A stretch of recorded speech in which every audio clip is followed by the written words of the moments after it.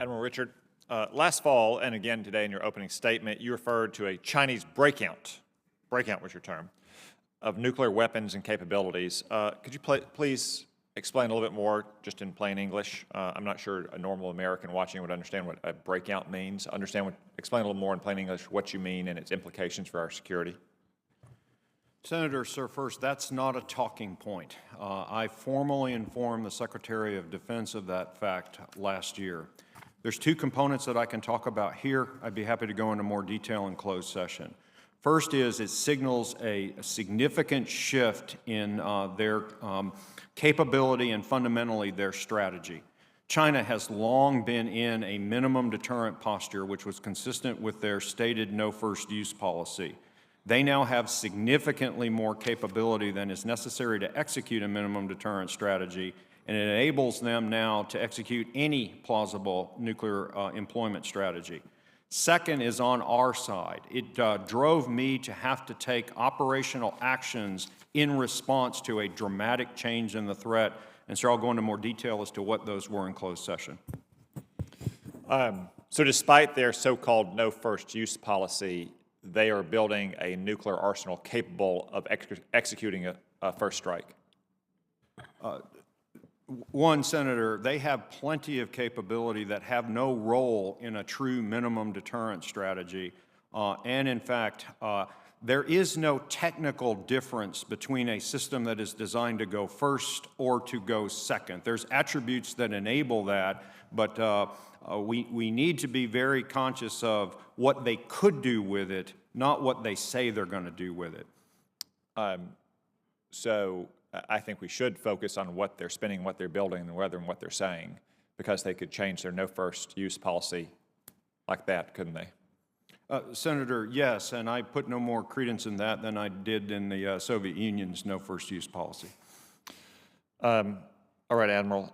Earlier this year, a media report suggested that the Biden administration wanted to cut 2 nuclear systems from America's arsenal. These are so-called non-strategic nuclear weapons, weapons with smaller explosive yields designed often to be used against military formations. Is this reporting accurate? Were there discussions to cut the Whiskey 76-2 and the Sea-Launched Cruise Missile, also known as the Slick-em-In? Senator, all the capabilities in our deterrence portfolio were examined inside the Nuclear Posture Review. Those are included in that, and I look forward to the results of the NPR to see what the decisions were.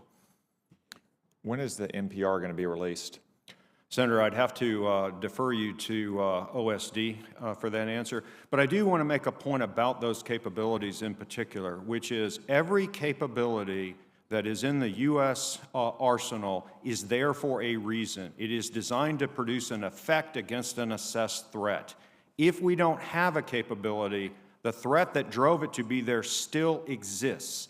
And so we either as a nation have to choose to take the risk that we can't achieve that effect, or we have to go find another way to go do that, and that is something we're going to continue to have to do even after we finish the Nuclear Posture Review. I can give you more details, sir, in closed session. Thank you. I agree with that, and I agree that we are, to a degree, self-deterring while we're letting Russia run wild on non-strategic nuclear weapons, yet we are considering cutting our own. I want to turn to the canceled test in recent days. Admiral, it's correct that we have routinely conducted unarmed tests for our Minuteman III missiles, and that we give Russia advance notice to those tests, correct? Senator, that is correct, for a long time. And they're routine, they're scheduled well in advance, correct? Yes, they are, sir. We canceled one of those in the last week, correct? Senator, we rescheduled it. So okay, so let me ask you this. These tests are a critical part of keeping our nuclear deterrent healthy and viable, right? Senator, that's a 50-year-old weapon we're talking about. I need those tests, actually, and I want to acknowledge their Air Force tests, for us to maintain confidence in the reliability. And so you can say we reschedule it, but there is a detailed and long-standing testing schedule. So what we really did was cancel it. Did we cancel that test because we didn't want to, quote-unquote, escalate with Russia?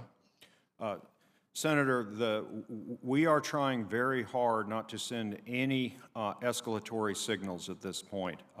My recommendation in general has been to maintain our routine, normal, scheduled operations. I think that we are all very familiar, and that is the best posture for us to be in. We very carefully think through those to maintain our readiness and to maintain our training and demonstrate that. So my recommendation overall is that we maintain that cadence. I'm glad you recommended that. Do you know who above your rank decided not to accept that recommendation for this test? Senator, I would like Secretary, or to was it the White maintain private my specific recommendations in this case. Okay. I'll just say that there's nothing escalatory about long-standing, long-scheduled, routine tests that Russia knows about in advance.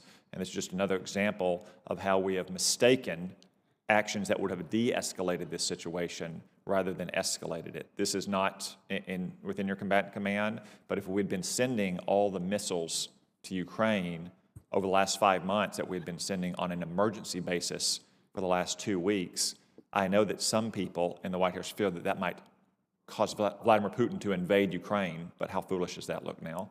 And I think it also is a bad signal not to continue our routine nuclear testing.